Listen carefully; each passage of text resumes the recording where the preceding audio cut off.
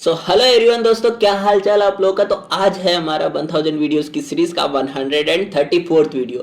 Friends, आज का जो मेरे पास क्वेश्चन है वो है हायर ऑर्डर की नॉन होमोजीनियस इक्वेशन। अब ये चीज मैंने किस तरह से कही, इसको नॉन होमोजीनियस देखिए। मेरे पास में d cube y by d x cube minus y is equal to e to the power x plus 1 का होल स्क्वायर है। यहाँ से फर्स्ट ऑफ ऑल तो ये फर्स्ट डिग्री है एंड ये थर्ड ऑर्डर है, क्योंकि इसका हाईएस्ट ऑर्डर डेरिवेटिव मेरे पास y का with respect to x differentiation 3 times हो रखा है मैक्सिमम। इट मींस ये थर्ड ऑर्डर है। एंड जो मेरे पास हाईएस्ट ऑर्डर डेरिवेटिव है, इसका ओवरऑल पावर क्या है, 1 है। तो मेरे पास में ये फर्स्ट डिग्री है। एंड RHS में मेरे पास में एक फंक्शन है RX is not equal to 0 है, जहां से मैं कह सकता हूं जब मेरे पास RX डजंट इक्वल टू 0 होता है तो मेरे पास में जो होमोजीनियस इक्वेशन होती है वो नॉन होमोजीनियस इक्वेशन होती है। बट अगर RX इज इक्वल टू 0 यहाँ पे अगर 0 होता तो ये मेरे पास में होमोजीनियस इक्वेशन होती। ओके, सो यहां से फर्स्ट ऑफ ऑल तो जब हमारे पास नॉन होमोजीनियस इक्वेशन मिल जाती है तो मुझे पहले तो कैलकुलेट करना है कॉम्प्लीमेंट्री फंक्शन एंड देन मुझे पर्टिकुलर इंटीग्रल के लिए कैलकुलेट करना है। मैं कॉम्प्लीमेंट्री फंक्शन को किस तरह से कैलकुलेट करता हूं, चलिए देखते हैं। मेरे पास में d cube y by d x cube minus y जो मेरी डिफरेंशियल इक्वेशन थी उसको मैंने लिख दिया है। यहां से मुझे इसको सॉल्व करने के लिए y is equal to e to the power m x substitute करना पड़ेगा। जब हम y सब्सटीट्यूट करेंगे तो मुझे यहाँ पे y का with respect to x 3 times derivative भी चाहिए। ओके, तो यहाँ से मैं जब 3 टाइम्स निकालूंगा तो मेरे पास m की 3 पावर्स मिलेगी and e to the power m x आ जाएगा।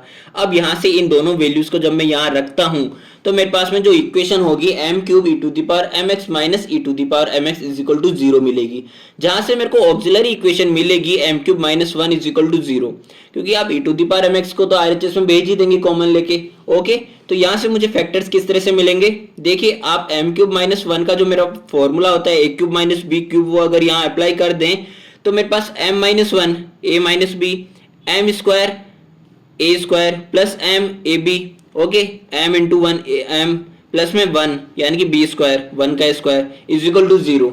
यहाँ से मेरे पास एक फैक्टर तो m इज इक्वल टू 1 मिल गया एंड क्वाड्रेटिक इक्वेशन के लिए मेरे पास फैक्टर मिल जाएंगे यहाँ से -1 यानी कि minus of b plus minus root of b square minus 4ac upon में 2a। अब ये मेरे पास में जब मेरे पास ax स्क्वायर प्लस में bx प्लस c होता है इक्वेशन, उसके लिए मैं फैक्टर्स लिखता हूं इस तरह से। ओके, तो यहां से मैं क्या कहूंगा, माइनस बी यानी कि माइनस का 1 plus minus root of b square यानी कि 1 स्क्वायर माइनस 4ac यानी कि 1 and c divided by 2a यानी कि x स्क्वायर यानी कि m स्क्वायर का कोफिशिएंट 1। ओके, तो यहां से मेरे पास में जो फाइनली रूट्स मिलेंगे m is equal to -1 plus minus root of -3 divided by 2। जहां से मैं -1 को सेपरेट करता हूं तो मेरे पास आयोटा आ जाएगा बाहर and -1 plus minus root 3 iota by 2 हम लिख सकते हैं। अब यहां से मुझे एक बार तो मिला है रियल रूट और एक बार मिला है मेरे को इमेजिनरी रूट्स। ठीक है, तो यहां से जब हमारे पास इमेजिनरी एंड रियल रूट्स होते हैं तब हम कैसे कॉम्प्लीमेंट्री फंक्शन लिखते हैं कि y is equal to c1 e to the power x का कोफिशिएंट हो जाएगा ये 1 एंड प्लस में e to the power minus x by 2। यहाँ से जो मेरा रियल पार्ट है -1/2 वो आ जाएगा e to the power minus x by 2 and c2 cos imaginary part का मेरे पास कोफिशिएंट √3/2 x प्लस में c3 साइन इमेजिनरी पार्ट का मेरे पास कोफिशिएंट अगेन √3/2 x। तो ये आ गया मेरे पास कॉम्प्लीमेंट्री फंक्शन। अब हमें कैलकुलेट करना है पर्टिकुलर इंटीग्रल पीआई। जब हमारे पास नॉन होमोजेनियस डिफरेंशियल इक्वेशन होती है तो उसके लिए हमें पर्टिकुलर इंटीग्रल की वैल्यू भी कैलकुलेट करनी पड़ती है। अगर आपको बिल्कुल भी नहीं आता पर्टिकुलर कैलकुलेट तो इसका जो प्लेलिस्ट है हमारा उसका जस्ट फर्स्ट नंबर का वीडियो आप देख लीजिएगा, उसका जस्ट सेकंड लेवल का मैं क्वेश्चन आज करवा रहा हूं। ठीक है, पीआई इज इक्वल टू मेरे पास में क्या होता है, जो मेरा यहां से डिफरेंशियल ऑपरेटर था, हम d cube y by d x cube minus में वाई की बात कर रहे थे तो मैं उसको डिफरेंशियल ऑपरेटर की फॉर्म में जो मेरा कैपिटल डी होता है वो डी बाई डी एक्स होता है, तो मैं डी क्यूब माइनस 1 लिख सकता हूं उसको एंड आर एक्स जो क्या था e to the power x plus 1 का होल स्क्वायर वो मैंने लिख दिया है। अब मेरा जो पर्टिकुलर इंटीग्रल होता है उसका फॉर्मूला होता है P I is equal to 1 upon में f of D R X. मैंने यहाँ पे आर एक्स को खोल लिया है e to the power x plus 1 का whole square e to the power 2x plus 1 plus में 2 e to the power x. यहाँ पे इन सभी को मैंने इसके साथ में सेपरेट करके लिख दिया है। ओके, अब यहाँ से आप एक चीज देखिएगा, मैं यहाँ पे पहले आपको पूरा डिटेल बता देता हूँ देन मैं इसका क्या करूंगा ट्रिक बता दूंगा। यहाँ से मैं केवल इसके लिए सॉल्व कर रहा हूँ d cube minus 1 and e to the power 2x जो मेरा न्यूमरेटर में है। जब हम पर्टिकुलर इंटीग्रल कैलकुलेट करते हैं तो मेरे पास में एफ ऑफ डी जो मेरा फंक्शन है डिफरेंशियल ऑपरेटर का वो is equal to d cube minus 1 है मेरे पास। अब हमें both sides e to the power 2x जो हमारा rx है उसको यहाँ पे मल्टीप्लाई कर देना है। So f of D e to the power 2x and यहाँ पे भी e to the power 2x आ जाएगा। अब यहाँ से जब आप इसका थर्ड ऑर्डर डेरिवेटिव निकालोगे तो मेरे पास आएगा 8 and e to the power 2x मेरा बाहर कॉमन रहेगा -1। ठीक है, -1 मेरा एज इट इज रहेगा क्योंकि यहाँ पे कोई भी डिफरेंशियल ऑपरेटर नहीं है। एंड यहाँ पे जब हम अंदर भी लेंगे तो मेरे को तो बाहर लेना ही है e to the power 2x को कॉमन, तो 8 - 1 मेरे पास 7 आ जाएगा f of D e to the power 2x की वैल्यू। अब ये जो मेरे पास 7 आया है ये एफ ऑफ ए की वैल्यू है, एफ ऑफ ए की वैल्यू है, इसको बोलते हैं हम एफ ऑफ ए। सो यहाँ से जो हमारा पी आई था 1 में f of D R X, so 1 में f of D R X e to the power a x होता है। सो 1 में f of D e to the power हमें क्या गिवन है, e to the power 2x हो जाएगी यहाँ से। सो यहाँ से हमें बोथ साइड्स ऑपरेट करना है एफ ऑफ डी। यहाँ पर 1 में एफ ऑफ डी को हम कहते हैं इनवर्स डिफरेंशियल ऑपरेटर। सो इनवर्स डिफरेंशियल ऑपरेटर को हमें ऑपरेट करना है बोथ साइड्स। सो जब हम यहाँ से 1 में एफ ऑफ डी करेंगे तो मेरे पास f of D cancel out हो जाएगा and 7 e to the power 2x upon में एफ ऑफ डी आ जाएगा। अब यहाँ से मेरे पास में 7 को मैं बाहर ले लेता हूँ एंड 1 में f of D e to the power 2x ले लेता हूँ। तो यहाँ से मुझे इक्वेशन निकालनी थी 1 में एफ ऑफ डी, 1 में f of d and e to the power 2x की। सो 1 में f of D e to the power 2x मेरे पास यही रहेगा and e to the power 2x upon में 7 आ जाएगा। यहाँ से मेरे पास में जो ये 7 है, ये मेरे पास जो कंडीशन मैंने जो करी है वो मेरे पास f of a doesn't equal to 0 होगा तभी कह सकते हैं। अगर मेरे पास यहाँ पे 0 बन रहा है तो मैं ये जो चीज यहाँ पे किया हूँ ये मैं नहीं कर सकता। ठीक है, सो मेरे पास में जो यहाँ पे 7 आया है वो 7 डजंट इक्वल टू 0 है, तभी मेरे पास में हम ये वाला मेथड अप्लाई कर सकते हैं।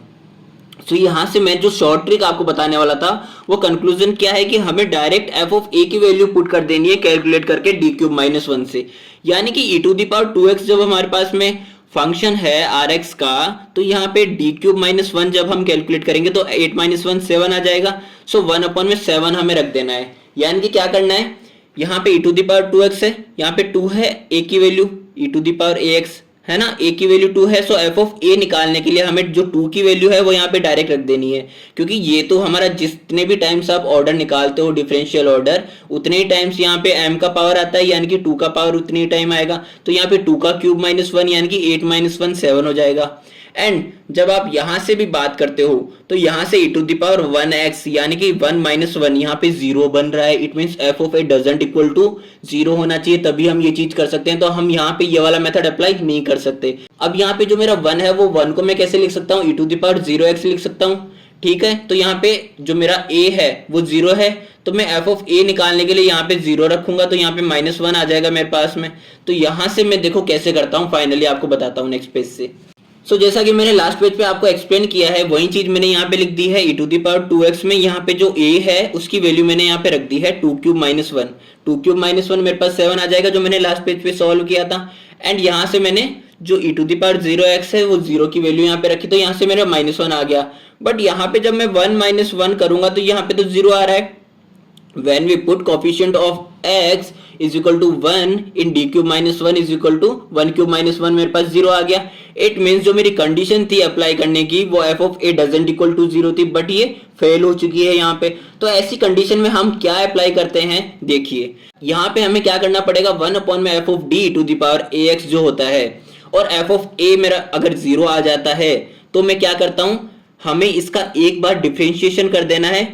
ठीक है, एंड ऊपर में x से मल्टीप्लाई कर दूंगा क्योंकि मैंने एक बार डिफरेंशिएशन किया है and e to the power ax। So यहाँ पे हमने f ऑफ d का differentiation with respect to x किया है। ठीक है, क्योंकि यहाँ पे e to the power ax है, फंक्शन मेरा x में है, तो मैंने f ऑफ d को x के रेस्पेक्ट में डिफरेंशिएट किया एंड x के रेस्पेक्ट में किया, इसलिए वन टाइम यहाँ पे एक बार डिफरेंशिएट किया तो वन टाइम यहाँ पे x से मल्टीप्लाई कर दिया न्यूमरेटर में।